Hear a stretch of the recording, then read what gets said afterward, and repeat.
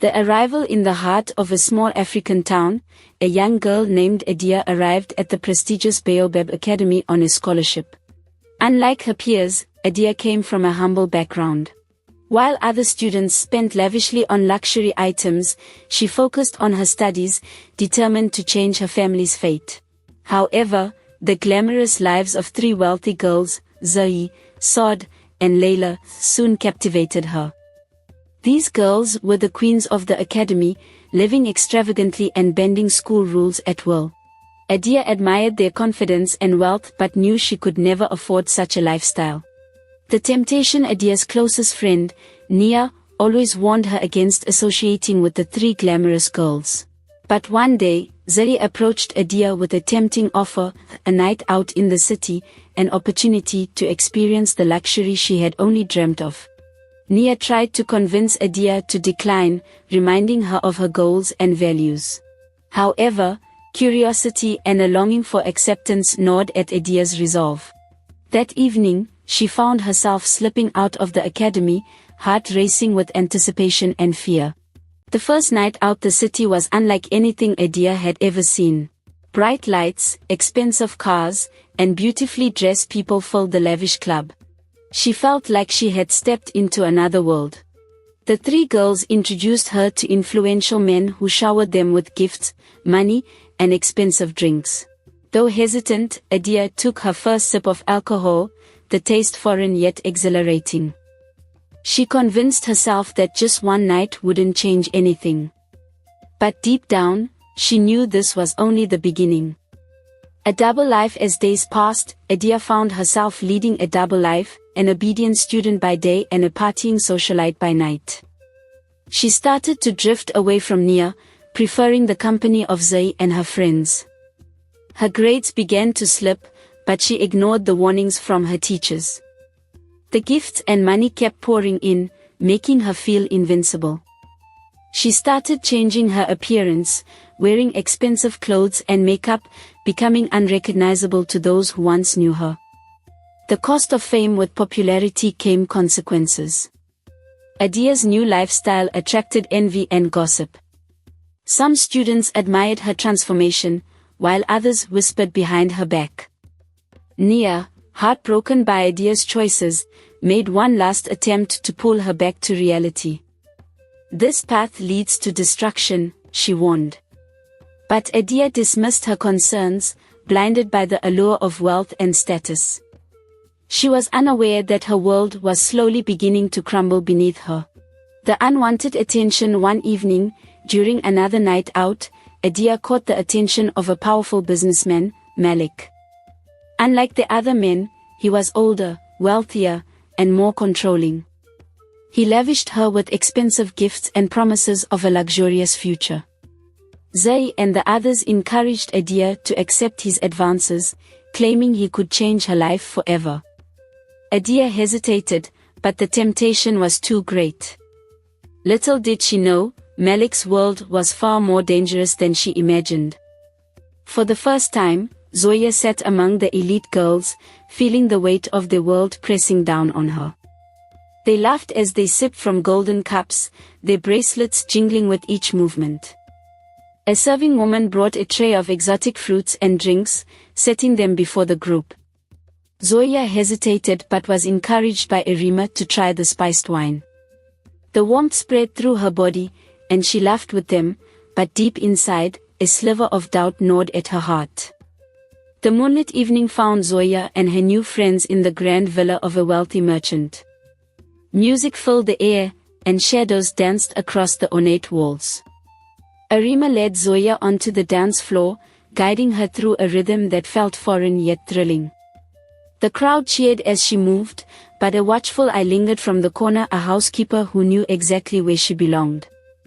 The woman's disapproving glare sent a chill through Zoya, but she chose to ignore it, basking in her newfound status. Days later, a beautifully wrapped package arrived at Zoya's chamber. Inside, a fine silk dress, embroidered with golden thread, shimmered in the candlelight. A note lay beside it, "For my newest moonflower." Zoya's heart raced as she traced the elegant script. It was from Aslan, the merchant who hosted the lavish parties. The silk felt like a dream against her skin, but she couldn't shake the feeling that she was stepping deeper into a world she barely understood. As she admired the dress, a knock at the door startled her. It was Miriam, her childhood friend. Miriam's eyes darkened as she saw the silk draped over Zoya's arms. "This is not the path for you," she warned. "These gifts come with a price." Zoya scoffed, dismissing her friend's words as jealousy. "I am finally living, Miriam. Can't you be happy for me?" But Miriam only sighed, her shoulders heavy with a burden she could not share. As the days passed, Abeni found herself drowning in regret. The once exciting lifestyle had now become a burden. She longed for the days when she and Zoe would study together, dreaming of a brighter future. But now, those dreams seemed distant. Every night, she lay awake, haunted by the choices she had made. Meanwhile, Zoe continued to work hard, earning the admiration of their teachers. Abeni watched from afar, her heart heavy with sorrow. One evening, as Abeni prepared for another night out, Zoe confronted her. "Abeni, this is your last chance. Come back before it's too late," she pleaded. Abeni hesitated, her heart torn between the glitz and the sincerity in her friend's voice. "I can't," she whispered, turning away. Zoe shook her head, knowing that fate was now out of her hands. She could only pray that Abeni would realize the truth before it was too late. Abeni's new friends began to grow distant. The promises of wealth and security had been empty, and she started to notice their indifference. One night, after an outing, she overheard a conversation that shattered her. "Abeni? She's just another girl who fell for the illusion," Monifer scoffed. Tears welled in Abeni's eyes. The betrayal stung deeper than she had ever imagined. She had sacrificed everything for this life, and now, she was left with nothing but regret. Abeni returned to the hostel one evening to find a letter on her bed. With trembling hands, she unfolded it. It was from her mother. "My child, I dream of you every night. I pray you are safe. Come home, my daughter. We miss you." The words struck her heart like thunder. The warmth of home, the love she had taken for granted, she longed for them now more than ever. But was it too late? Standing at the threshold of her choices, Abeni knew she had to decide. Would she continue down this path of destruction, or would she gather the courage to seek redemption? That night, she stared at her reflection, seeing the emptiness in her eyes. With a deep breath, she made her choice. Tomorrow, she would return home, face the consequences, and rebuild her life if it wasn't already too late. With the weight of her decision pressing on her heart, Abeni packed her belongings in the dead of night. She knew she couldn't tell anyone, not even Zoe. The risk of being stopped was too great. As she stepped outside the hostel, she took one last look at the place that had once felt like home. Taking a deep breath, she started her journey back to her village, praying for forgiveness and a second chance. The journey back was grueling. With little money and no transportation, Abeni had to rely on the kindness of strangers. Every mile she walked, memories of her past mistakes haunted her. Hunger gnawed at her stomach, but she pressed on, determined to make it home. As she neared the village, exhaustion threatened to overcome her, but the sight of familiar trees and paths renewed her strength. As Abeni stepped onto the threshold of her family home, her heart pounded. She knocked gently, and after a few moments, the door swung open. Her mother stood there, eyes widening in shock. "Abeni," she whispered, before pulling her daughter into a tight embrace. Tears flowed freely as Abeni sobbed into her mother's arms, whispering apologies over and over. "You are home now, my child," her mother said softly, holding her close. Returning home was only the first step. Abeni knew she had to face the village, the whispers, and the judgment. As she walked through the familiar streets, she could feel eyes on her. Some pitied her, others scorned her. But she kept her head high, knowing that this was part of the price she had to pay. She found solace in the warmth of her mother's heart, drawing strength from her family's love. Determined to rebuild her life, Abeni sought wisdom from the village elders. She listened to their teachings, learning about responsibility, resilience, and redemption. She spent her days helping her mother and the villagers, slowly earning back their trust. It was not easy, but each day brought a new lesson, a new opportunity to heal. And with every sunrise, Abeni felt hope rekindling within her soul.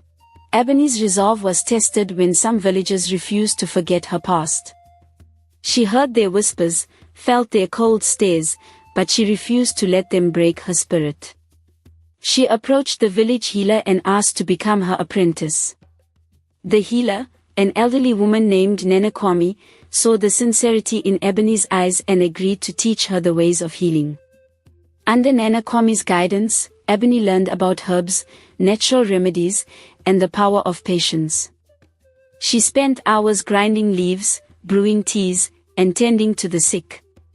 As she worked, she found a sense of purpose she had never known before.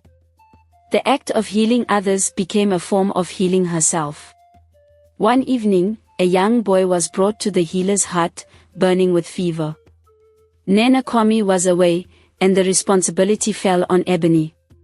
Panic gripped her for a moment, but she forced herself to recall her teachings. She prepared a medicinal brew, bathed the boy's forehead with cool cloths, and watched over him through the night. By morning, his fever had broken. For the first time, Abeni felt the villagers' gratitude rather than their judgment. As Abeni continued to prove herself, the village elders took notice. They summoned her before the council to discuss her future. Would they allow her to remain, or would they send her away despite her efforts? Standing before them, she humbly accepted their scrutiny, knowing that she had done all she could to make amends. After much deliberation, the elders granted Abeni the right to stay and continue her work. In a symbolic gesture, they gave her a new name, Ayoka, meaning one who brings joy. The name was a testament to her transformation. No longer was she the girl who had lost her way, she was now a woman with purpose, dedicated to healing and uplifting those around her. As Ayoka settled into her new role, a grave illness swept through the village. The people looked to her and Nenekwami for guidance. Despite her progress, some villagers were still hesitant to trust her fully. This was her greatest test yet, to prove that she was truly one of them now. Ayoka and Nenekwami worked tirelessly, preparing healing herbs and tending to the sick. The village chief's son was among the afflicted, and his condition worsened rapidly. Ayoka took it upon herself to find a rare herb deep in the forest, facing the dangers of the wild to save him. Accompanied by 2 young hunters, Ayoka ventured into the heart of the forest. The journey was treacherous, filled with unknown threats, but her determination pushed her forward. She finally found the herb, but on the way back, a wild animal blocked their path. Through courage and quick thinking, Ayoka and the hunters managed to escape the beast and return to the village. She wasted no time in preparing the remedy, and under her watchful care, the chief's son slowly recovered. The village erupted in celebration, finally recognizing Ayoka as a true healer and protector. With the village now fully accepting her, Ayoka continued her work, knowing she had finally found where she belonged. She had transformed from a lost girl into a beacon of hope. Standing before the people, she embraced her destiny, vowing to always serve and heal those in need. Her journey had been long and painful, but she had emerged stronger, wiser, and forever changed. Thank you for joining us on this magical journey through the heart of the village. We hope this story has shown you the beauty and mystery that can be found in everyday life. Don't forget to like, subscribe, and share this tale with your friends. Who knows what other secrets we will uncover in the next adventure?